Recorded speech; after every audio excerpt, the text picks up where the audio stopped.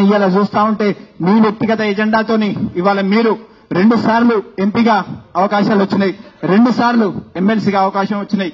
ఇదే సామాజిక న్యాయం పాటించాలనుకుంటే ఏ సామాజిక న్యాయం పాటించాలని మీరు మాట్లాడుతున్నారు? ఇవాళ మీ దగ్గర ఉన్న వాళ్ళు ఎవరికి సామాజిక న్యాయం ఉందో, మీ దగ్గర ఉన్న వాళ్ళు ఎవరికి సామాజిక న్యాయం అయింది? ఇవాళ రాజకీయంగా వారి భవిష్యత్తు లేనిది ఎంతో మంది తెలంగాణ జాగృతి నాయకులు ఇవాళ ఎక్కడెక్కడికి పోయినరు. ఇవాళ మీరు తీసుకున్న నిర్ణయం వల్ల అందరూ కూడా చాలా బాధతో ఉన్నారు. వాళ్ళందరూ కూడా వాళ్ళ జీవితాలు ఈ 18-19 సంవత్సరాలు పనిచేసిండ్రు. వాళ్ళ జీవితాలు ఇవాళ ఏం కావాలి? వాళ్ళకి ఎవరు సమాధానం చెప్తారు? వాళ్ళు ఎక్కడికి పోవాలి?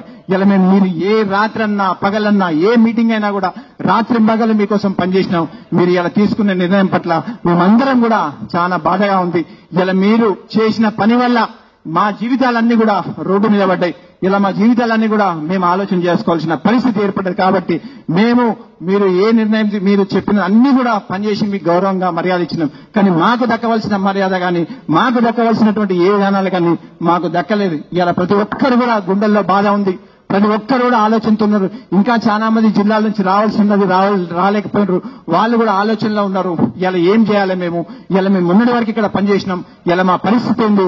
వాళ్ళు ఇలా బాధతో వాళ్ళ కుటుంబాలతో చర్చ చేస్తా ఉన్నారు, వాళ్ళ కుటుంబాలతో బాధపడుతున్నారు. ఇలా మా అందరినీ కూడా నని రోడ్డు మీద నిలబెట్టి మీరు ఇలా వేరే ఇలా బీసీ విషయం మాట్లాడుతా ఉన్నారు.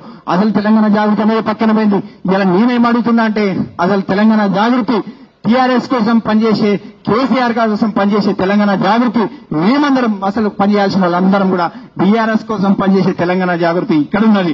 మీరు ఎవరి కోసం పనిచేస్తుండ్రు, ఎవరి ఆశ కోసం పనిచేస్తుండ్రు, ఎవరి ఆలోచనల కోసం పనిచేస్తుండ్రు మాకైతే తెలియదు. కానీ అక్కడ పనిచేసే జాగృతి నాయకులు ఎవరి కోసం పనిచేస్తుండ్రు మాత్రం మాకు తెలియదు.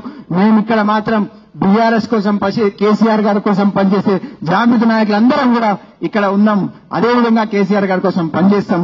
కేసీఆర్ గారికి ఎప్పుడు చెప్తా ఉండే ఏ నిర్ణయం తీసుకున్నా ఖచ్చితంగా తెలంగాణ ప్రజల కోసం, తెలంగాణ ప్రజల ఆశల కోసం, తెలంగాణ ప్రజల అవసరాల కోసం నిర్ణయం తీసుకుంటా.